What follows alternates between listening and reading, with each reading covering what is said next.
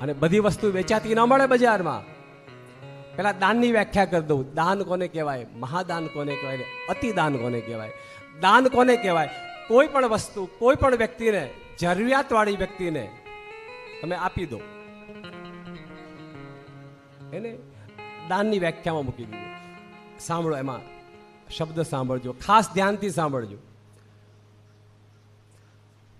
કોઈ પણ વ્યક્તિને જે માગે, તમારી પાસે જે વ્યક્તિ માગે એની જરૂરિયાત છે કે નહીં એ વિષયમાં કોઈ નક્કી નથી, અને તમે આપી દો.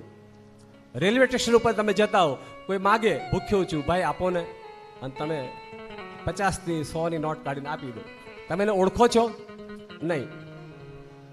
એ શરાબ પીશે, જેવું તેવું ખાશે, પીશે, અને અંતે વહેલો મરી જશે.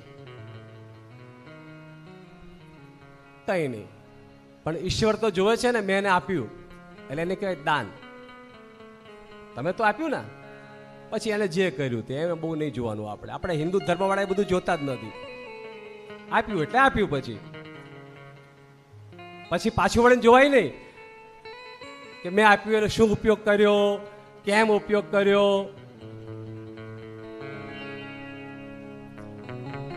કઈ નહીં, આપ્યું એટલે આપ્યું, બસ પૂરું થઈ ગયું. એટલે દાન કહેવાય. ઈશ્વર તમારા ચોપડામાં લખે કે તમે 100 રૂપિયા આપ્યા છે, તમને 100 રૂપિયા પાછા મળે ને મળે.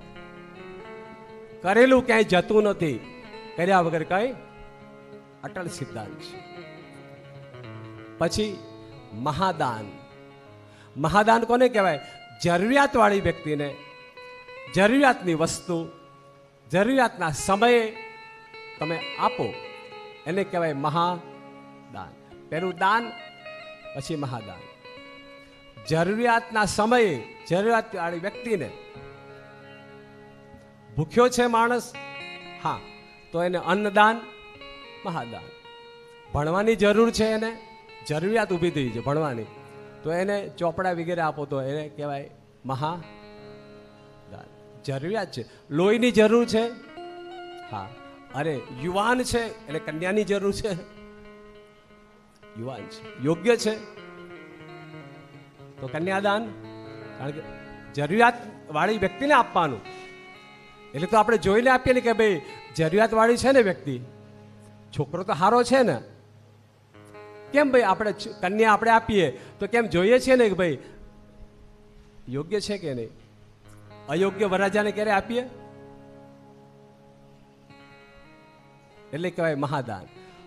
ફરી વાર સાંભળી લો, જરૂરિયાત વાળી વ્યક્તિને જરૂરિયાતની વસ્તુ જરૂરિયાતના સમયે જ આપી દેવી, એ જ સમય આપી. સમય પણ મહત્વનો, એટલે કહેવાય મહાદાન.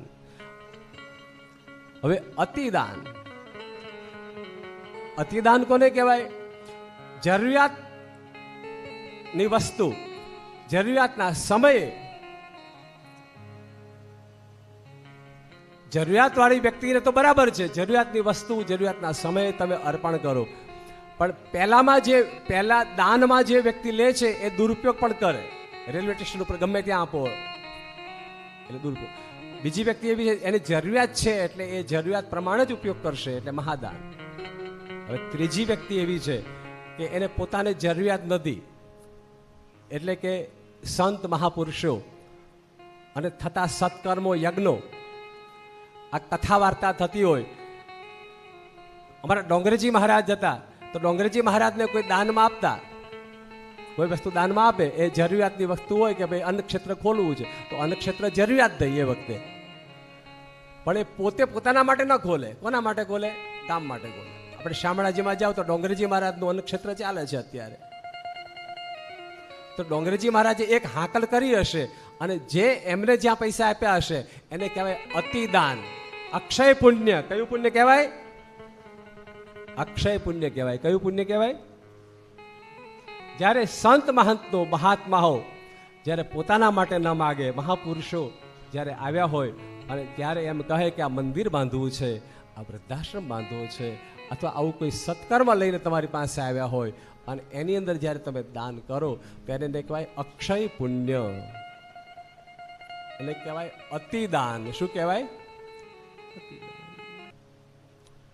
દાન, મહાદાન અને અતિદાન આ રીતે ગણવામાં આવે છે.